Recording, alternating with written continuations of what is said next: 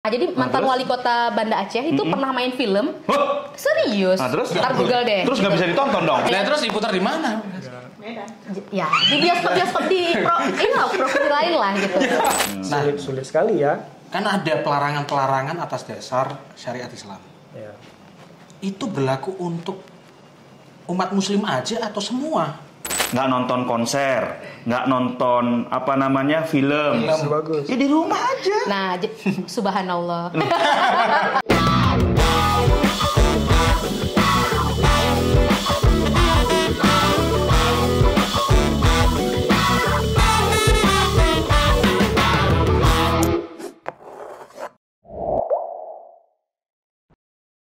Selamat sore, siang, pagi, malam. Kembali lagi di Hamburger Podcast. Joke is not a crime. Ini beda nih suasananya. Unbelievable. Unbelievable. Biasanya kita itu cuma nongkrongnya di antara kita sendiri. Betul. Tapi sekarang Hamburger sedang mendapatkan kehormatan karena ada banyak teman-teman nih datang dari ujung Indonesia. Mantap nih. Sebelah barat, ya? ujung barat. Ujung barat. Bukan ujung kulon, bro. Ujung kulon bener.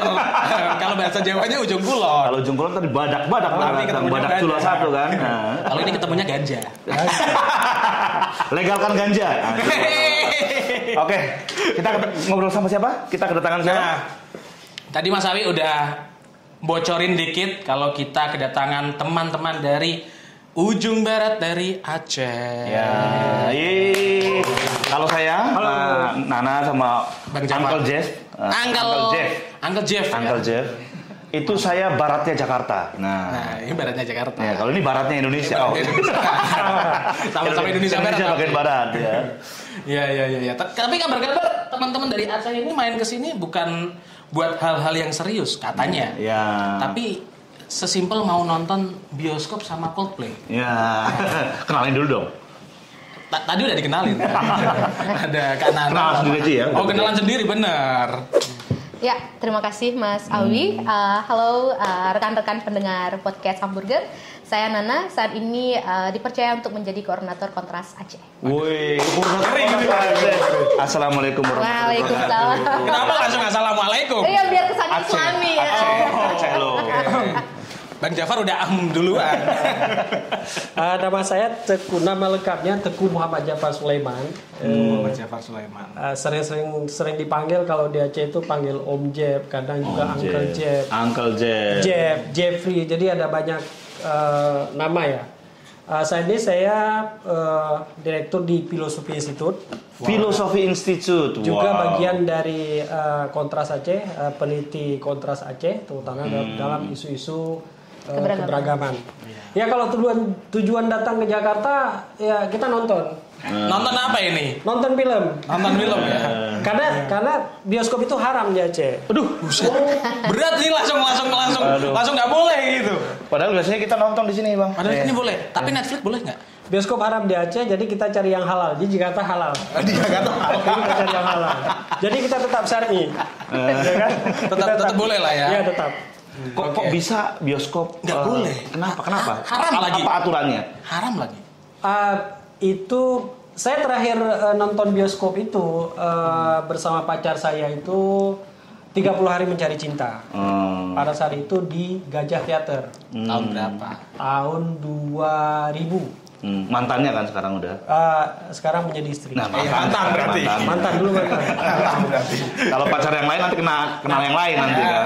Nah, hukum yang lain berdua-dua kan. Atau gimana tuh? Syariat Islam di Aceh itu dideklarasikan pada tahun 2000. Waktu itu gubernurnya Abdullah Putih.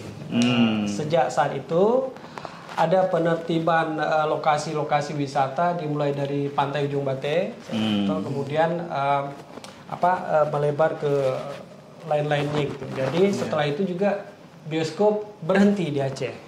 Berhenti. Sejak tahun berapa? Sejak tahun 2000, sudah 2023 tahun itu Aceh tanpa bioskop. Nih ya, Jadi kalau teman-teman. orang-orang Aceh itu kalau mau nonton bioskop tuh ya paling minimal ke Medan. Bisa juga sih Angel sebenarnya kita nonton. Itu setelah ada di LK21. Bisa nontonnya tapi Online di rumah. dong. Iya, makanya. Bajakan lagi. Jangan. LK21. Saya Jangan. tahu kayak gitu. Bajakan itu ya. Bajakan. Bajakan. Tapi bagi kita tetap beda. Tetap beda. Ya? Nonton LK21 apa dengan layar Netflix. ya Netflix dengan layar yang besar, home theater misalkan, tetap beda dengan sensasinya, taste-nya dengan suasana bioskop itu. Sound-nya, experience-nya beda. Apalagi harus pindah ke Sumut dulu untuk Iya. nonton. Lagian begini, katanya nggak boleh nonton karena takut berdua-duaan dan melakukan hal-hal yang maksiat. Kita tuh lagi fokus nonton, kapan mau maksiat coba? Lagi nonton, kapan gitu? Padahal kan itu nggak berduaan kan? Lebih dari 50 orang. Iya kan? Udah salah itu. Aku nggak mau tahu bener atau salah. Ya, Tapi yang kemudian- jelas aku mau menghimbau teman-teman yang enggak dari Aceh, janganlah posting-posting nonton bioskop. Kasihan. Saudara kita masih enggak. Kalian privilege banget tuh, masih bisa jalan, nongkrong. Jadi kalau lagi story-storyan gitu nggak usah posting-posting lagi di bioskop. Itu lagi kayak semacam memprovokasi. Iya, dan itu dosa Kecemburuan, juga. ya kan? Itu namanya apa? Riba. Apa nama bukan riba? Dosa. Bukan. Ria. Ria. Itu kalau Pamer-pamer. dalam agama itu seperti mendentingkan piring dan sendok di hadapan orang Di hadapan kelaparan. orang lagi tuh. Lapar. Sama kamu lagi puasa, kamu malah makan enak. Nah itu tuh. Ini di provinsi kita tuh ada dalam konteks yang lain di Indonesia ya. Indonesia. Orang-orang makanya teman-teman nggak usah pada posting-posting lagi mau nonton filmnya apa, udah nggak usah. Iya benar. Bener nggak? Sakit hati nggak rasanya gitu kalau Iya, kalau agak teman-teman di sedikit- provinsi lain sedikit sedikit ya. gitu. Tapi aku penasaran. Terus kalau ada film-film baru update itu terus gimana nontonnya? Yang gitu kayak cerita tadi katanya nggak boleh sebut tit gitu ya. Oh, iya. L bla bla bla itu nggak boleh Oh, sebut. itu nggak boleh. Nunggu dong. Oh gitu. Nunggu dibaca dulu ya. Nunggu ada Berarti ada, banyak pembajak dong. ada yang upload Waduh, baru bisa kita. waduh. Tapi mungkin itu ya Waduh, mesti ada supaya kehidupan terus berlanjut kan mesti ada yang begitu-begitu. Ya tapi kan itu misalkan salah satu sisi kita memang belajar jadi katakanlah nggak melakukan perbuatan-perbuatan yang dilarang ya. Iya. Tapi di sisi lain kan membajak juga dilarang. Aku nggak bajak mas. Oh itu? Kan aku nggak nonton. Aku kasih tahu kehidupan masyarakat lainnya gitu. Oh gitu. Bingung juga ya. Serba salah jadi masyarakat. Teman-teman yang ada di ujung barat tadi. Kemudian lucu juga, bioskop itu katanya kan sumber maksiat, bisa menyebabkan orang melakukan maksiat. Ya, orang kadang nonton bioskop tidur dia, kapan maksiatnya dia? Itu Di berdasarkan pengalaman pribadi. Ya di bioskop tertidur kadang dia, kapan mau makan maksiat? Itu saya beneran kalau itu bioskop tidur itu. Sesama penonton bioskop yang tidur ya. Tapi mungkin bagus juga kita buat gimana film di Aceh orang-orang nggak bisa nonton film. Nah bagus tuh. Gimana buat film di Aceh. untuk orang-orang di Aceh yang nggak bisa nonton film. Itu udah pernah tahu. Nah, bagus banget kan? Itu udah pernah. Jadi mantan terus? wali kota Banda Aceh itu pernah main film. Hah? Serius. Nah, terus? Ntar Google deh. Terus nggak bisa ditonton dong? Orang Aceh udah pasti nggak bisa nonton gitu. Beliau main film Oke. dan tayang di bioskop sudah pasti tidak bisa ditonton oleh orang Aceh. Itu sudah pernah kejadian. Nggak viral di Aceh. Ya nggak bisa dong kan nggak. Nah terus diputar di mana? Ya di bioskop di provinsi lain lah gitu. Ya, enggak. Tapi by the pokoknya. way ini jadi menginspirasi Kontras Aceh untuk membuat semacam bioskop warga gitu. Pernah tuh. Nah kita memang setiap bulan ada program nonton film gitu. Tapi film-filmnya film-film dokumenter, kemudian film-film tentang pemenuhan hak asasi manusia lah. Jadi semacam film-film itu gitu. Bagus tuh, revolusioner berarti ya. Bukan lagi. Ya iyalah, kan selalu nggak ada yang nonton yang itu nggak ada Adventure, lah, gitu, nggak ada itu. Nontonnya yang bagus-bagus aja. Ya. Jadi kita buat ya bioskop yang alternatif lah gitu. Tapi film-filmnya jadi terbatas. Ada layar tancap nggak di sana? Ya nggak ada. Nggak ada Ya itu ya? layar tancap Pokoknya itu film ada nggak boleh lah. inisiatif. Kan misalnya gini, bioskopnya dilarang, tapi layar tancap boleh nggak? Ah, nah Di itu. tempat terbuka. Itu gimana bang? Kan beda. Tapi pernah ada. Ada kan? Ada. Dilarang Paling nggak gitu? event-event Enggak, ya. paling Oh. enggak. Karena itu ada program juga dari Kementerian Pendidikan Kebudayaan kan untuk bioskop keliling kampung gitu. Tapi filmnya kayak aku bilang tadi sudah terpilih, udah diseleksi. Sensor, udah Benar. disensor. Jadi film-film pendidikan gitu. Bahkan untuk bioskop di Kontras Aceh juga itu filmnya memang ya sesuai dengan visi misi Kontras Aceh lah gitu. Iya. Ya. Terus tadi kan ada apa namanya pelarangan nonton di bioskop. Ada hal Bioskopnya lain. nggak ada juga, Mas. Bioskopnya nggak ada juga, Bioskop benar. dilarang juga. Konser juga nggak boleh. Iya. Coldplay? Iya. Untungnya tidak dilaksanakan di Jakarta ya. Nggak dilaksanakan di Aceh, sorry. Enggak di Aceh. Itu konser gimana tuh? Ya, konsekuensinya begitu. Nah, di Aceh itu MPU, Majelis Permusyawaratan Ulama, ya kalau di sini MUI kan, kalau Aceh namanya MPU itu mengeluarkan fatwa termasuk haram memainkan alat musik seperti gitar, piano, keyboard segala macam dan juga larangan konser. Tapi larangan konser begini, yang dianggap bertentangan dengan kebiasaan umum misalkan. Yang dilarang misalkan mungkin sampai tidak senonoh misalkan sampai buka-buka baju atau apa segala macam itu dilarang. Tapi pada konteks-konteks tertentu, pada event-event tertentu memang sangat sopan sekali kan. Sebenarnya bicara itu juga bicara pro dan kontra sebetulnya. Enggak semua juga masyarakat Aceh itu mendukung. Ya sependapat dengan apa musik itu haram atau tidak. Karena bagi sebagian orang Aceh itu musik itu media dakwah. Justru media dakwah. Musik itu sebagai media dakwah misalkan para sufi itu mereka berdakwah melalui musik. Para sufi itu berdakwah melalui musik.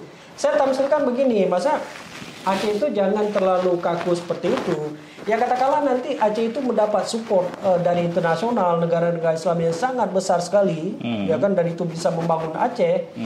Tapi mereka pingin dibuat satu acara yang besar di lapangan atau di mana itu, dimulai dengan konser musik. Dimulai dengan konser musik ya, konser musiknya mungkin musik yang sopan atau apa, gambus atau apa segala macam. Terus pemerintah Aceh gimana? Kontraproduktif kan? Artinya nggak fleksibel. Kalau kita melihat dalam hubungan relasi antar manusia itu tidak kondusif dan kurang sehat. Kenapa? Begini dia, bicara relasi antar manusia, bicara kita hidup di satu wilayah, kita hidup sebagai sebuah komunitas dunia. Dunia kan mengenal satu kosakata misalkan kebebasan. Iya, betul. Kebebasan berekspresi, kebebasan berpendapat, kemudian kesetaraan. Ya kan? Equality segala macam. Kemudian keberagaman yang harus kemudian. Nah, Aceh sebagai sebuah wilayah, jika eksistensinya, keberadaannya, kebijakan-kebijakannya itu tidak sesuai dengan kosakata dunia ini, maka Aceh akan terus terkucilkan dalam konteks dia sebagai sebuah kawasan, akan terus termarginalkan Aceh. Investasi tidak akan hadir, investor tidak akan hadir, dan itu bicara juga dengan kesejahteraan akan berdampak pada kesejahteraan warga yang ada di sana gitu. Kenyataannya memang investor dan lain-lain itu nggak masuk di sana. Enggak. Jadi pemerintah Aceh itu mengeluarkan dana yang sangat besar sekali, mereka keliling dunia segala macam, pulang bawa oleh-oleh. Nah, oleh-olehnya apa? Oleh-olehnya ya belanjaan mereka sendiri kan, belanjaan para pejabat publik atau apa, tapi tidak membawa satu dampak kebijakan atau uang yang bisa menghadirkan kemakmuran dan kesejahteraan bagi Aceh untuk masyarakat seperti itu ya. Sulit sekali ya. Kan ada pelarangan atas dasar syariat Islam. Itu berlaku untuk umat Muslim aja atau semua? Nah, semua. Setahu saya begini, syariat Islam di Aceh itu azasnya teritori bukan personality.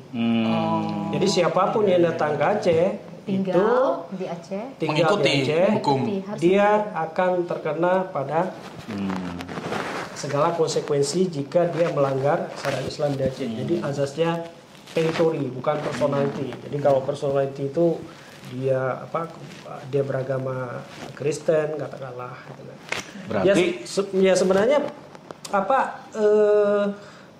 multitafsir sih, ambigu juga, tidak ada satu ketegasan jelas dalam kanun bicara terkait dengan itu. Jadi Aturannya namanya kanun ya. ya Kanun ya. Atau kalau di luar mungkin orang bilangnya perda. peraturan daerah karena Aceh ini kekhususan, dia khusus lex spesialis, jadi istilahnya seperti itu. Jadi kalau di luar itu MPU, MUI, di Aceh MPU. di Aceh MPU. Kalau di luar itu di Aceh itu namanya Komite Independen Pemilihan Penyelenggara Pemilu. KPU. Kalau di Jakarta KPU namanya, kalau di Indonesia Di Aceh namanya. KPU namanya begitu. Kalau di Aceh Ada namanya lembaga, KIP ya. ya KIP, ada lembaga Wali Nangro, ada Majelis Adat Aceh, ada Majelis Pendidikan. Bahkan untuk pengadilan agama kita namanya Mahkamah Syariah gitu. Mahkamah Syariah. Jadi kalau ngobrol mungkin akan sedikit kebingungan karena sengaja dibuat nama khusus dan ada memang lembaga khusus. Nah, nih, aku mau membela aja coba dengan orang-orang yang kemudian melahirkan konun dan sebagainya. Bukannya itu malah bagus dengan penetapan azas teritori. Misalkan gini, kita sejak kecil dikenalkan satu pepatah, di mana bumi dipijak, di situ langit dijunjung. Nah, kalau di bumi Aceh, bumi Nangro Aceh Darussalam, itu berarti kalau memang harus seperti itu, katakanlah, inilah Aceh, kekasannya seperti itu sebagai serambi Mekah. Jadi barangkali malah orang kalau mau datang, kemudian kalau mau melihat bagaimana pelaksanaan syariah Islam benar, datang ke Aceh.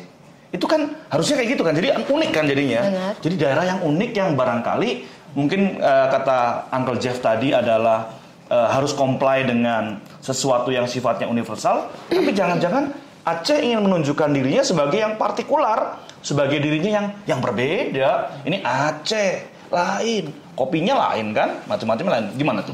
Ya sebenarnya sah-sah aja gitu ya. Kemudian menjadi satu wilayah dengan karakternya sendiri. Ya. Tapi kan ada asas-asas yang harus dipenuhi. Yang pertama misalnya sisi kemanusiaan, humanity-nya gitu. Jangan sampai kekerasan itu kemudian melukai hak asasi manusia. Yang kedua, asas keberagaman.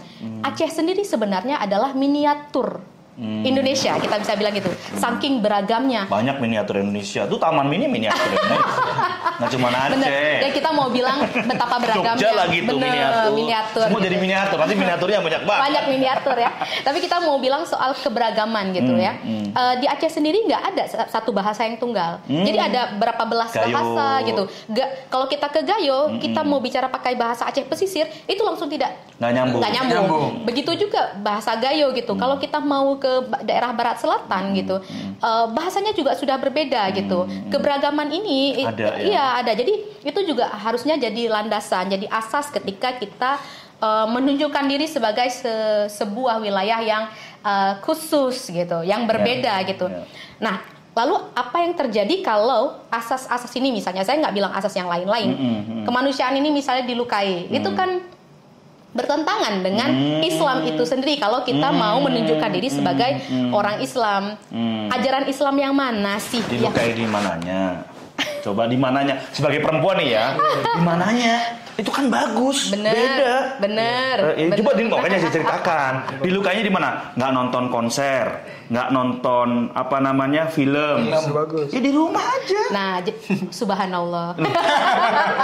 Lo kan memang nggak bisa, nggak ada.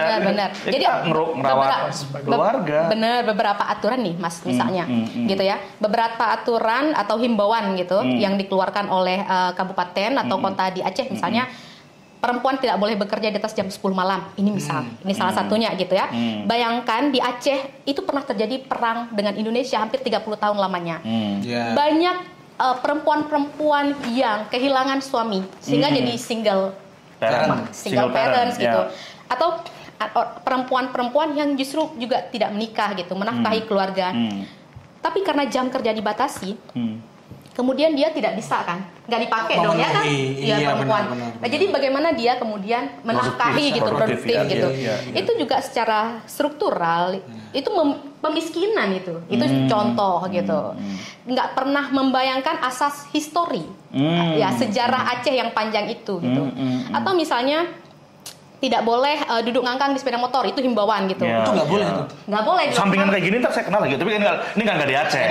Kan kalau sampingan saya rasa ada satu kan, ya kan? Nah itu, tapi pernah nggak misalnya dicatat berapa banyak kecelakaan yang terjadi karena duduk menyamping, celana nggak boleh pakai, harus pakai rok masuk ke dalam roda sepeda motor.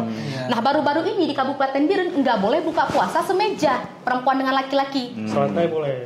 Selantai boleh. Bercandaan itu. Semeja itu nggak boleh. Saya nggak tahu Tapi, soalnya.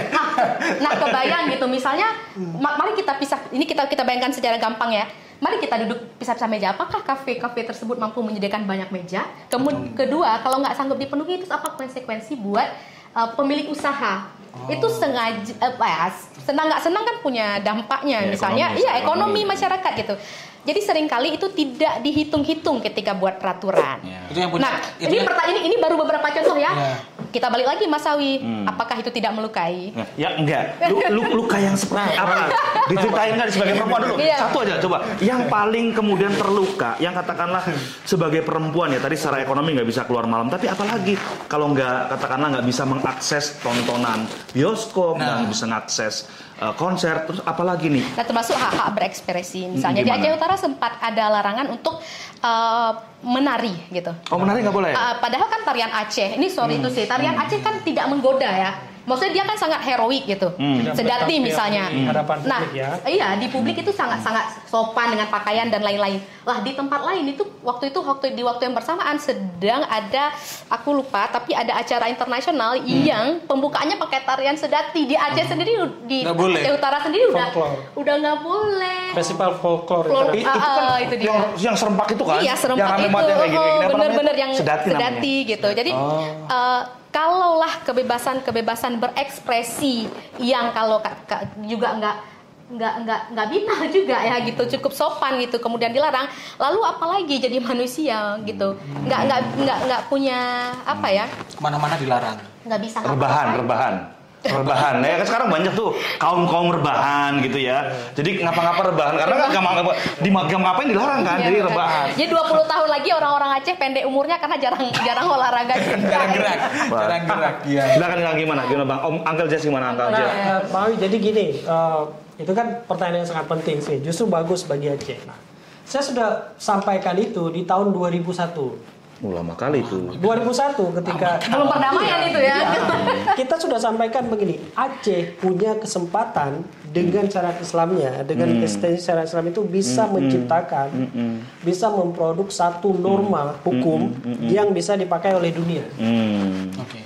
Contoh, misalkan dengan syarat Islam itu Aceh bisa menjaga sumber daya alam. Iya betul, itu kesempatan kan? Ya, Aceh bisa menjaga perempuan dan anak. Betul. Aceh bisa harusnya. menjaga keberagaman. Iya. Izin gereja tidak dipersulit. Ya, silahkan siapa yang mau membangun tempat ibadah, maka Aceh akan jadi rujukan internasional hari ini. Tentang referensi Islam ya. Iya, enggak Qatar, Iya. enggak Bahrain, Iya, atau Kuwait yang menjadi rujukan internasional. Tapi Aceh. Tapi sayang, 20 tahun sudah nggak mungkin lagi itu. Ya untuk wisata halal aja itu kita nggak termasuk kemarin. Nggak Gitu. Wisata masuk. Islami itu kita Nggak nggak mungkin. Nggak masuk yang di ini Padang internal justru Kemenparekraf ya. Padang macam-macam Iya, itu iya, Lombok iya. macam-macam kita Jadi nggak masuk. Aceh tidak punya lagi kesempatan dengan syarat Islamnya itu memproduk satu norma yang bisa dipakai oleh dunia internasional. Nggak punya lagi. Yang terjadi malah sebaliknya. Perempuan dan anak itu dilecehkan. Bahkan itu di lembaga-lembaga pendidikan Islam. Saya Islam nggak bisa menjaga itu. Korupsi segala macam kan nggak bisa. Faktanya kayak juga. gitu ya. Nah, ada logika-logika sederhana begini. Ada pihak-pihak tertentu yang menyatakan bioskop itu tidak boleh ada di Aceh. Bioskop itu haram di Aceh misalkan. Karena apa? Itu mengundang maksiat. Ya. Bisa melahirkan maksiat. Ya. Sekarang kita balik aja. Ya. SPPD fiktif maksiat nggak? Korupsi maksiat nggak? Itu di tempat yang terang. Itu LK sekian tadi ngomong. Iya kan? Maksiat Di tempat yang terang itu terjadi maksiat. Artinya maksiat itu bukan pada tempat, tapi pada pikiran, pada otak gitu. Wih. Maksiat bukan soal tempat. Bukan soal Oke. otak, dipikir Pertanyaan nih, pertanyaan terakhir dari saya ini saat terakhir aja nggak usah. Kenapa? Nah, Kenapa? benar. Itu juga mau tanya aku. Kenapa bisa seperti itu? Kenapa sampai ada kenapa ada kesempatan yang tadi udah disampaikan dari tahun 2001 gitu ya, untuk mengambil citra sebagai serambi Mekah.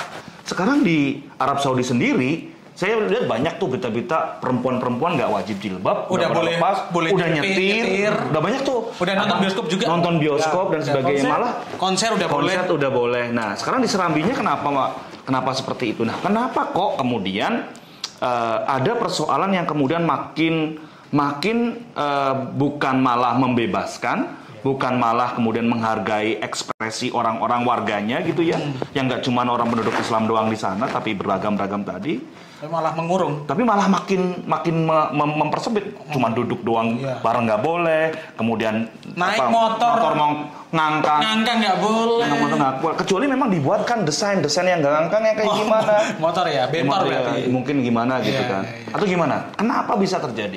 Nah, satu manusia tidak dijaga. Manusia tidak dijaga, keselamatan manusia, kebebasan manusia itu tidak dijaga, karena itu prinsip paling penting, itu prinsip paling fundamental dalam kehidupan. Manusia itu punya kebebasan, nggak boleh dikungkung, nggak boleh di penjara dengan sedemikian rupa. Nah, ketika itu terjadi, maka dia akan mencari celah-celah yang lain. Itu satu, dia mencari celah-celah ekspresi yang lain. Kemudian juga persoalan ego ya, persoalan ego kedaerahan, ego agama yang tidak dibarengi dengan produktivitas ide atau tidak lanjut yang sangat bermutu, berkualitas. Berarti ibaratnya gini. Enggak ada. Ya udah nggak boleh lah, nggak ada alasan gitu. Pokoknya nggak boleh kayak gitu kan. Makanya kita bilang tadi, bagaimana Aceh dengan syariat Islam itu bisa, pasti bisa itu kalau mau. Kalau mau menjaga sumber daya alamnya yang begitu kaya. Betul.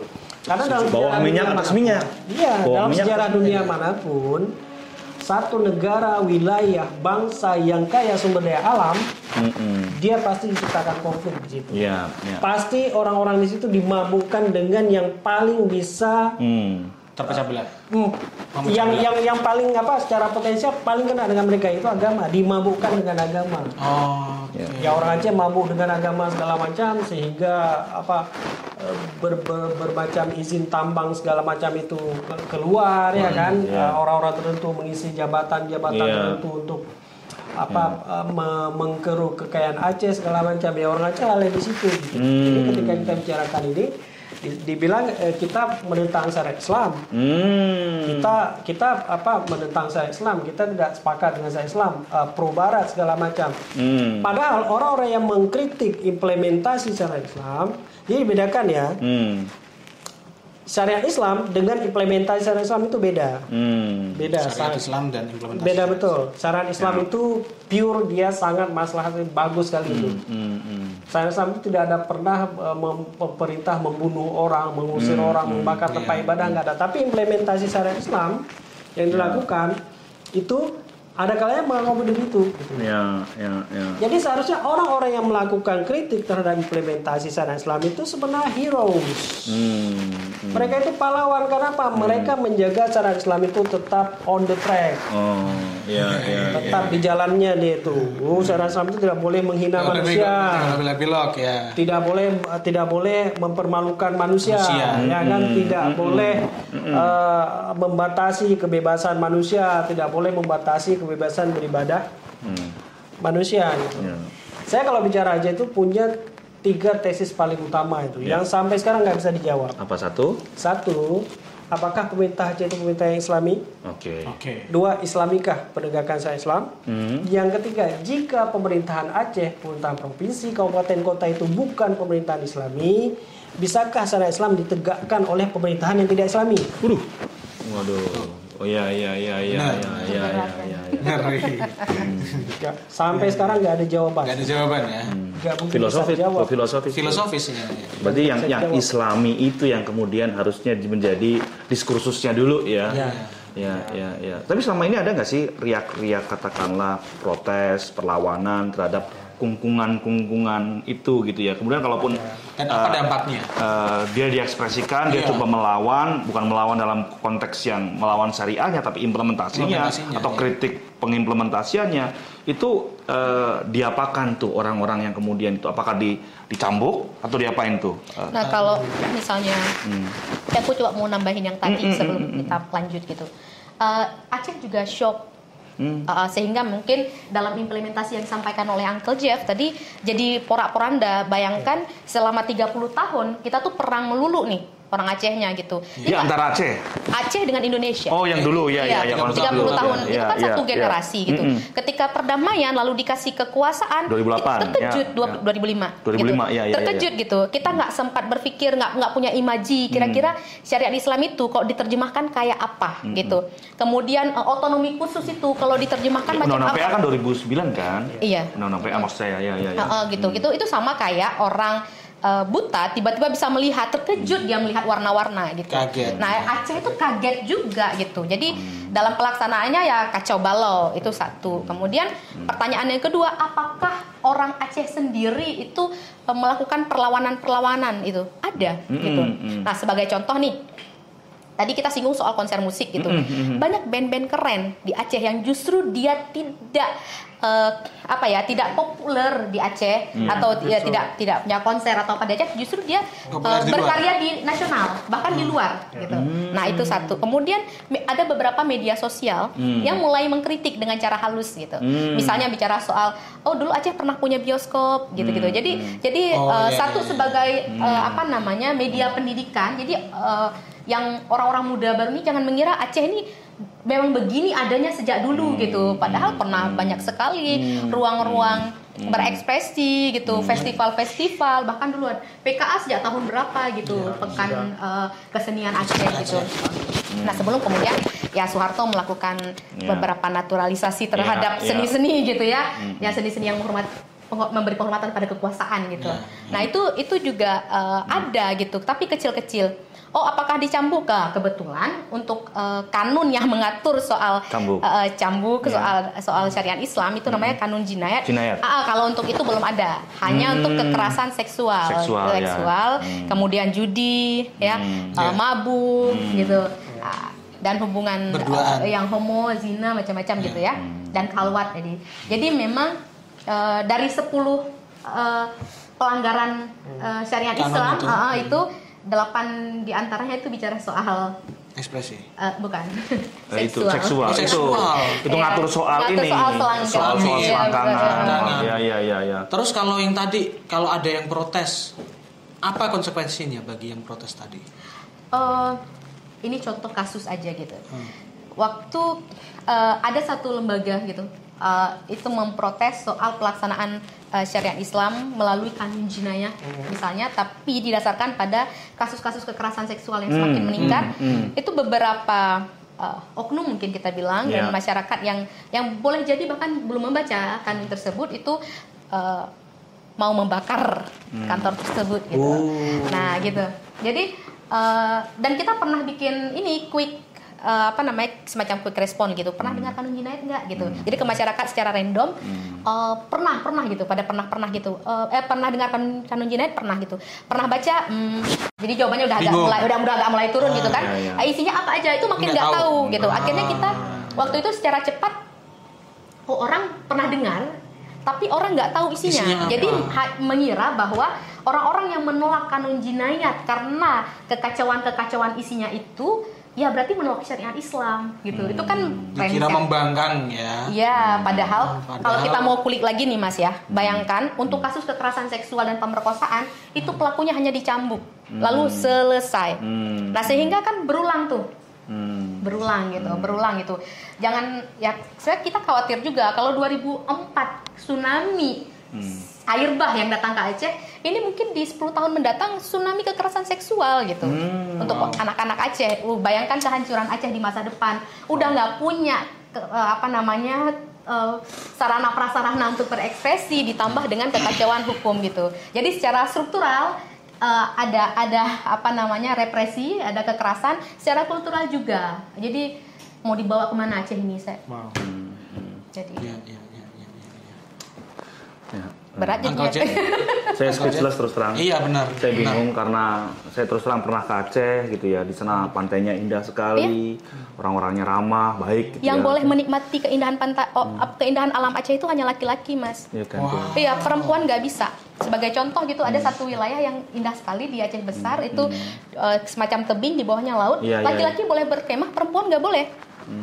Jadi eksklusif keindahan itu hanya milik laki-laki. Kenapa tadi cerita yang kayak gitu aja tuh? Ini aku udah cerita. Iya. Karena cerita Gitu ya. nih. Ya, jadi perempuan benar-benar nggak bisa gitu. Wow. Itu di luar dari apa kesulitan perempuan sebagai ini dan itu gitu ya. Jujur nggak bisa merespon sih karena emang tadi benar speechless Sedih nggak, banget. Mas ya? Sedih. Sedikit-sedikit nggak boleh, sedikit-sedikit dibatasi. Orang mau senang-senang harus pindah ke kota lain. Tahu nggak pembelaannya gimana? Wah itu nggak mungkin. Dulu Cut Mutia, Cut Nyadin, Malahayati macam-macam pahlawan kita. Puan Malahayati ya. Iya, jadi kita tuh terperangkap dalam romantisme masa lalu gitu. Hari ini Aceh mundur sekali gitu. Jadi kalau misalnya dulu perempuan bisa jadi pemimpinan gitu ya.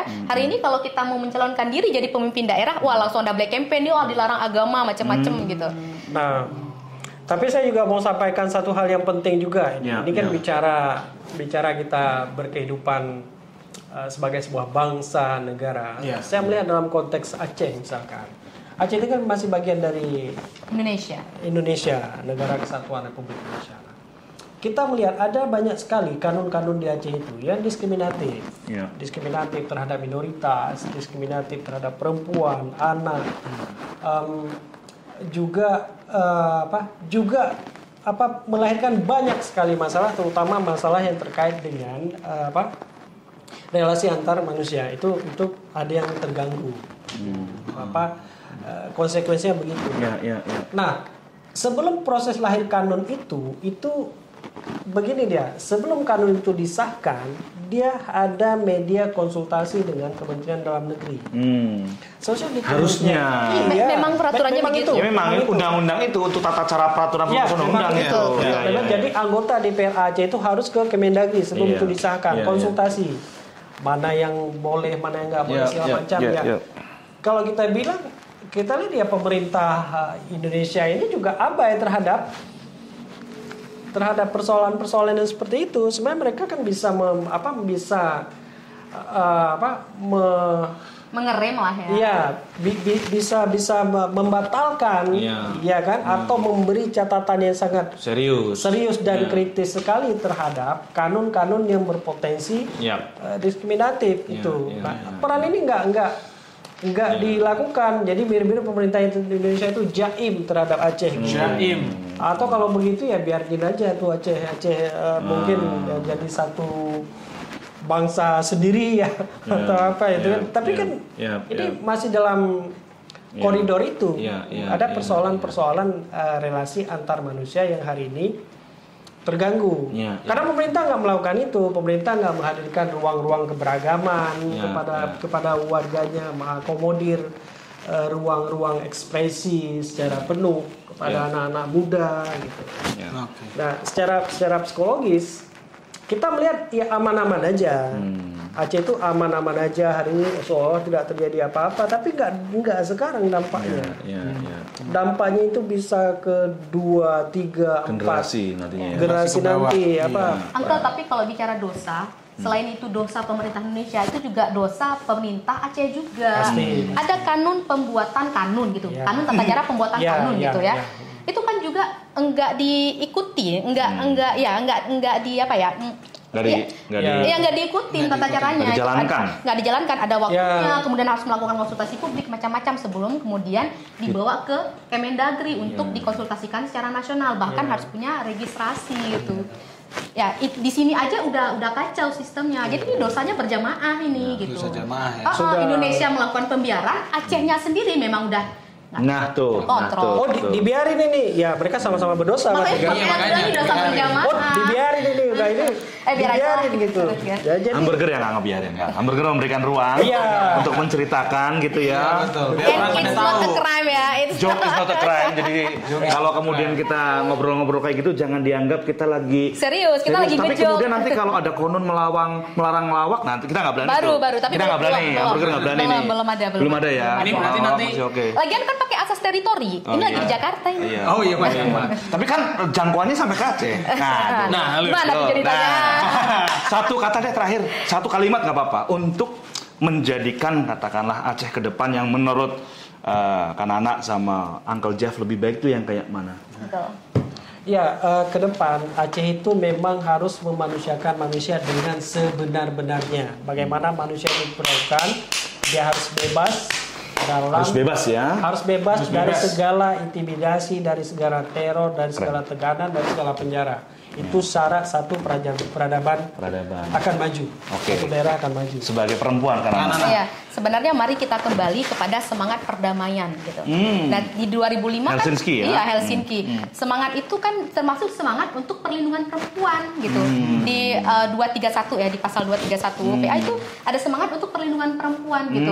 Nah, ayo kembali ke semangat itu, bukan cuman ke Oke. perempuan, ke alam juga, kemudian perlindungan terhadap yang beragam gitu, yang lian juga. Iya, Itu kira iya. mari kita kembali ke semangat MOU Oke. Helsinki lah, semangat UPA gitu. Mantap. Kalau dari hamburger, Thank you. kalau dari hamburger nih yang ini nih. Hidup yang tak direfleksikan tak layak dijalani. Iya, nggak layak dijalani ya. Harus kita Mantap. refleksikan. Thank you. Thank you. Terima kasih. Terima kasih. Wassalamualaikum Warahmatullahi wabarakatuh. wabarakatuh. Jangan lupa senang-senang ketika di Jakarta. Iya. Katanya mau ngambil banyak uang, di sana uang nggak bisa diambil. Waduh, lagi-lagi. Jangan lupa juga subscribe, like, and Share. share. Dah. Thank you. Thank you.